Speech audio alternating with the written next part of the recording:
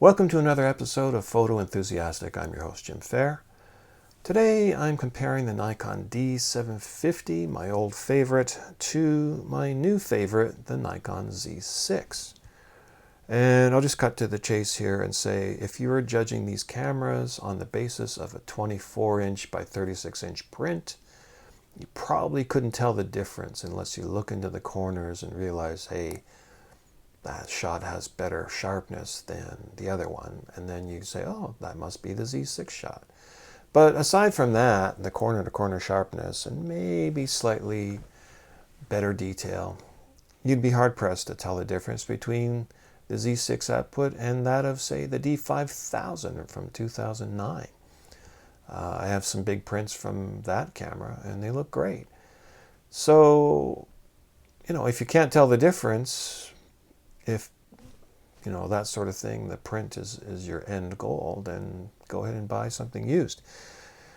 The only advantages to this camera line are, again, that corner-to-corner sharpness, the mirrorless advantages of silent shutter, faster burst rates, electronic viewfinder advantages such as, you see what you're going to get before you push the button, right?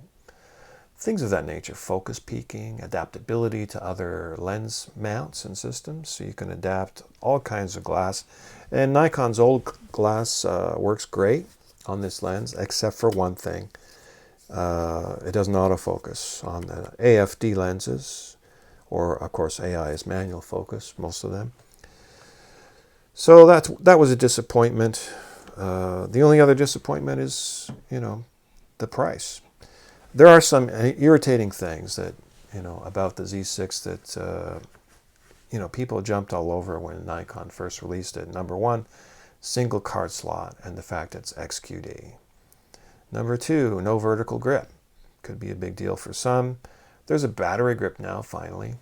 But I'm using the SmallRig L bracket. It solves my problems with the FTZ adapter. This thing sticks out the bottom of your camera, and the bottom plate of the Z6 is higher, so it screws up everything, right? But the SmallRig L bracket solves the problem nicely. Nikon's battery grip also would solve the problem, but adds extra weight. And it doesn't have the Arca Swiss mount that this SmallRig thing has, so I don't have to carry a tripod plate anymore. It's great. Yeah, it adds a little weight, but basically it puts it back in the league of the D750's weight and size. So that's perfect for me. So number three, FTZ adapter, we just mentioned, and the lack of AFD autofocus. Number four, battery life. Battery life is fine for stills, better than what they say in the specs. You can shoot all day stills and still have battery. But if you get into video, especially 4K, you're going to kill your battery pretty fast. And you may need not just one spare, but two. That's basically it. Between the two cameras, I'm going to put a couple of shots up here and ask you to figure out which is which. Can you? Or do you want to pay a really steep price for the newer tech that has a few minor little advantages? There's no major advantages. That's the problem. So there's a lot of pros still shooting all these older cameras because they don't see a big change in the output, and their customers are happy with the images they produce with the gear they've had for years.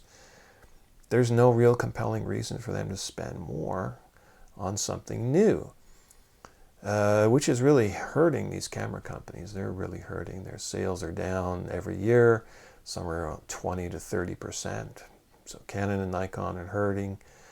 Sony, I don't know. I mean, they're number one in mirrorless full frame at the moment. I don't like their ergonomics. The Z6 has better output in terms of video, especially if you're going to an external recorder, than the A7 Mark III. It has a slightly better burst rate. And again, the ergonomics are better. I love the grip on the Nikon. And the feel of a Nikon is much better. But physical controls of the Z6 do not match the D750's controls, and that's annoying. Why couldn't they have, done something that was a little more intuitive, a little more like, say, the D750 on the Z6? If you look online right now, the Z6 is $21.99, body only, and they throw in this FTZ adapter, which they actually charge $329 for, can you believe it? But no one in their right mind would pay that. I think I paid $200 for mine, which is also ridiculously overpriced. I enjoy the camera. I think it's a great camera. I love this feature where I can use my smartphone to frame myself up, and I've got audio on top of the camera. I've got a zoom recorder here, and I can sync that sound together. It's very, very easy to shoot, and it's upped my game, my production values on my YouTube channel here, because I'm always shooting in 4K mode, right? It's a beautiful camera. It's a little pricey. Thanks for watching. Fade out.